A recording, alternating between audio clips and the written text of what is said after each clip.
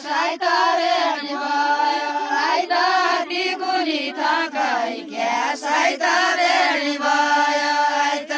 टिकुली थकाइ दिदी बहिनीमा मैत्यानी टिकुली थकाइ दिदी बहिनीमा मैत्यानी टिकुली थकाइ दिदी बहिनीमा मैत्यानी टिकुली थकाइ दिदी बहिनीमा मैत्यानी टिकुली थकाइ आजै पढ्यो मौको लिएर फाकुली फकाइ आजै पढ्यो मौको लिएर